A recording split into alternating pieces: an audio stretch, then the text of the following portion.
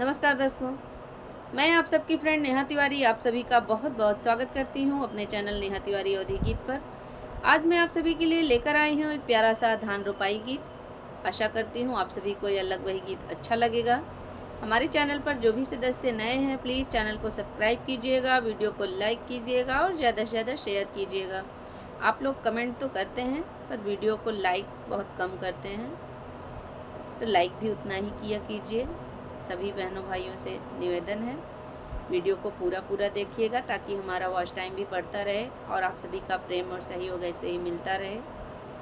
चलिए प्रस्तुत करते हैं यह धान रोपाई गीत। उगी गाए सूरज छिटकी गाए घमवा होना, देवरू लागई मोरे सूरज के घमवा होना, देवरू लागई मोरे सूरज के घमवा होना।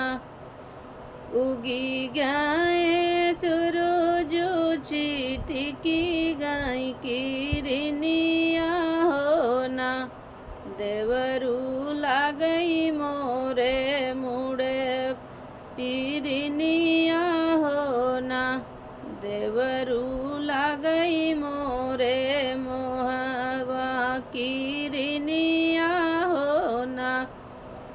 जऊ तो हई लागई भौजी सूरज किरनिया होना, जऊ तो हई लागई भौजी सूरज के घमवा होना, भौजी कैना लेतिऊ घुंघूटे कई ओटवा होना, भौजी कैना लेतिऊ घुंघूटे ओटवा होना।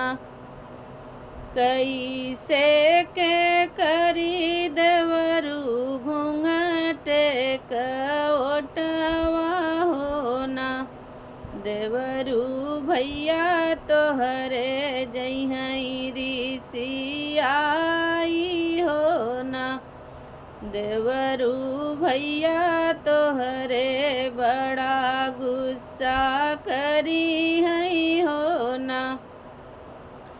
जऊ तो हई देखी भैया जई हई ऋषियाई होना, भौजी लैके तोहका चलबई विदेशवा होना, भौजी लैके चलबई तोहका विदेशवा होना। जऊ तो हई देखी भैया जइहई गुस्साई होना, भौजी लैके तोहका चलबई विदेशवा होना, भौजी लैके तोहका चलबई विदेशवा होना। कवने निदसवा तू आया मोरे देवरू होना, कवने निदसवा तू आया मोरे देवरू होना, देवरू यहाँ उठे पत्थरा महलिया होना, देवरू यहाँ उठे पत्थरा महलिया होना।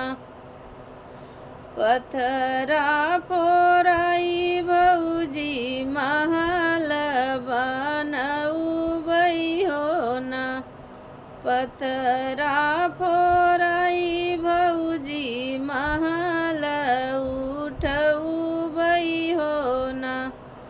ऊहू में भौजी खिड़की कटऊबई होना, भौजी ओहू में खिड़की कटऊबई होना।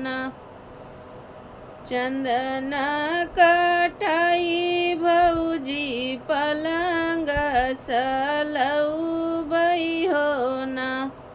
चंदन कटाई भौजी पलंग सलौबई हो ना।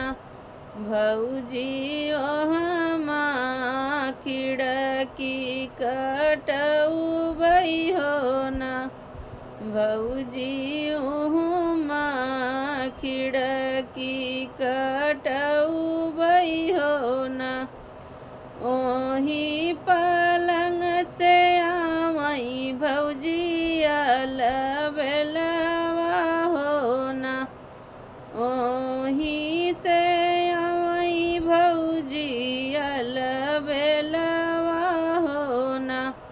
भौजी हम का सोवई गोड़बी नवा हो ना।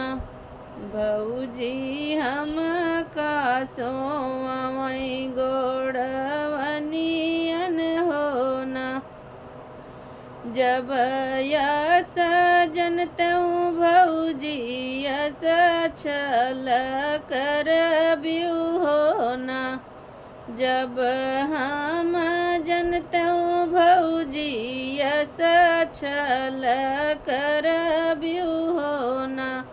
भौजी काहे छोड़ते आपन भैया हो ना। भौजी काहे छोड़ते आपन भैया हो ना।